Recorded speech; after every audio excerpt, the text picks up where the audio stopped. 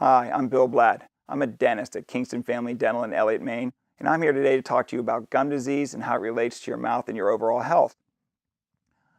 You know, every day we're bombarded with things, magazines, commercials that tell you about different toothpaste, different mouthwashes. And if you're a child, you probably remember your mother saying, hey, don't forget to brush. Well, turns out mom was right again. There's a good reason why we try to brush and we're trying to avoid things like gum disease. I don't know if anybody knows, but the number one reason why we lose our teeth, it's not because of cavities. It's not because of accidents or trauma. It's because of gum disease. It's the number one reason why we end up losing some or all of our teeth.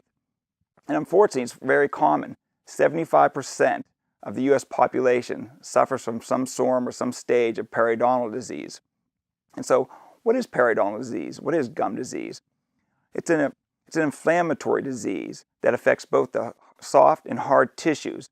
In its early stages, you might have heard of it called gingivitis, and it's the body's natural response or defense to harmful bacteria. And the best way let's start at the beginning. How does it start? How does it end up going so bad and taking our teeth away? Well, to start off, if you're waking up in the morning, you go grab a shower or a bath, you clean with soap, shampoo, you dry off. That might be the cleanest way you're going to feel in the morning, and you feel great. What a way to start the day. Same thing with you cleaning your teeth. Once you brush, once you get a cleaning from your dentist, your teeth almost glisten. Your tongue slides across them so smoothly, and you feel fresh.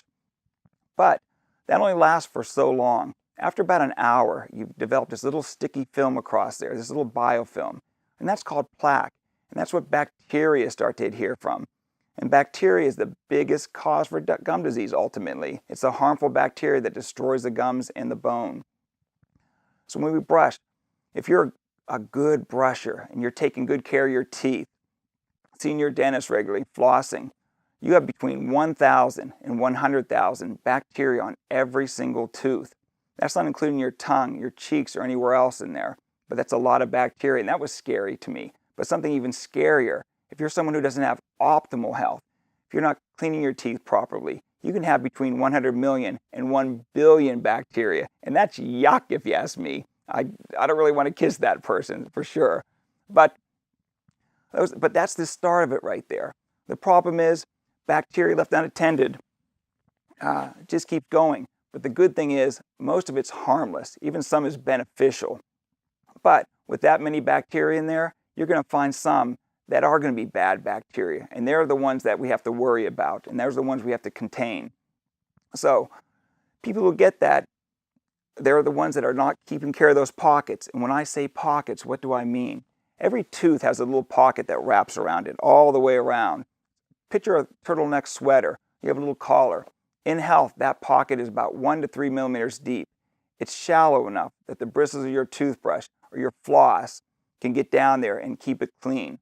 But what happens if you're not taking care of that, those pockets get a little bit deeper. Those bad bacteria get down there and they start eating away at those pockets. They start to recede down. The pockets get deeper. You start losing gums. And the deeper they become, the more difficult it is for you to keep them clean. It's almost like a snowball effect.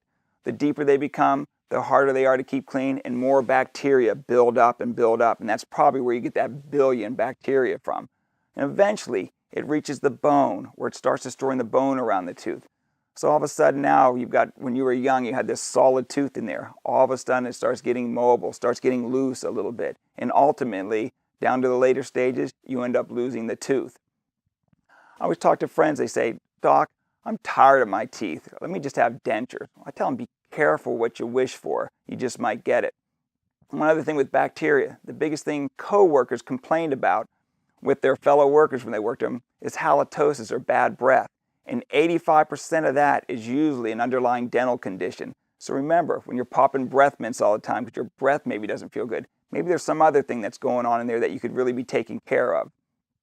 I always tell people, do you want to lease or do you want to own your teeth?